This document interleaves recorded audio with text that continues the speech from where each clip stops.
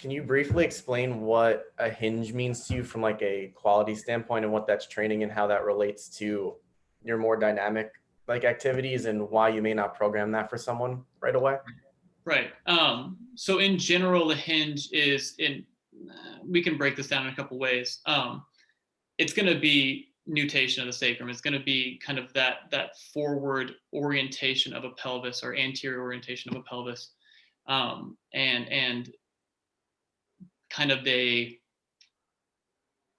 going to feel posterior chain, whatever that is, and it's going to break down at certain parts of the movement. But that is either going to be a big part of their program or not going to be a huge part of their program, kind of dependent on where they come in. So my athletes that are already in that anterior orientation, in that forward position, posterior compression, whatever you want to call it, they are generally going to spend more time on the flip side of that in like the squatting patterns. I can trust that their sport is going to bring out enough of the hinge qualities that they're going to get that I don't really have to touch on it. I know that as soon as they jump, as soon as they sprint, as soon as they go into whatever force production, modality that they're in, they're likely going to revert to that option.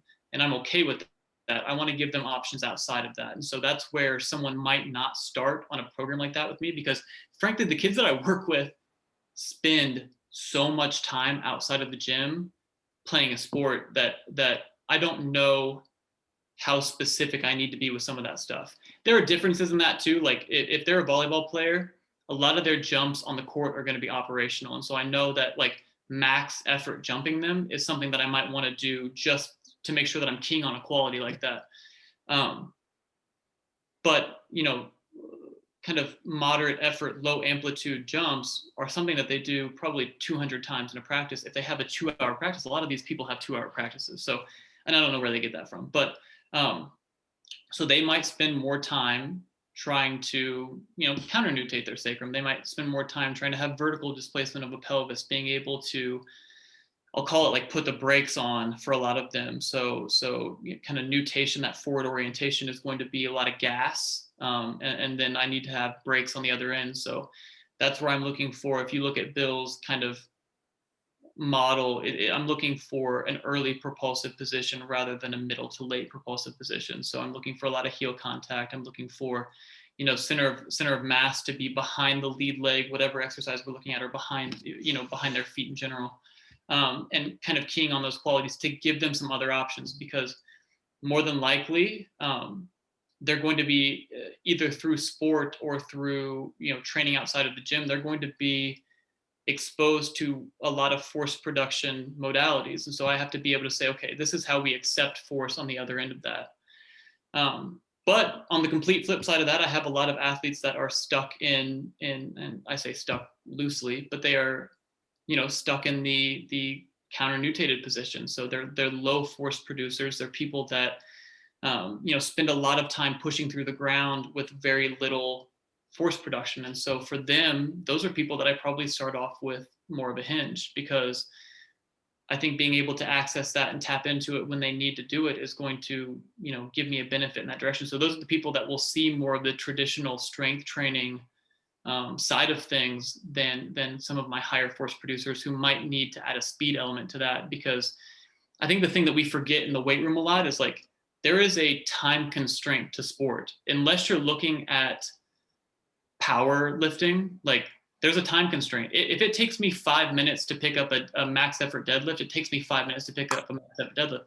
There's not a lot else outside of that in the sport world that doesn't require a time constraint. So I want them to be able to produce as much force in as little time as possible, and try to maximize, whatever strategy that they're using to do that. So that's kind of my job in the long run. Yeah. So you're talking, a lot of things you do seem to be like for deceleration or deceleration into acceleration, but it seems like there's always a deceleration component. You find, and it seemed like you spend a lot of time just on the deceleration. Am I correct in that? You are correct in that. Is that because it seems like a lot of people don't worry about the deceleration. It's all about acceleration.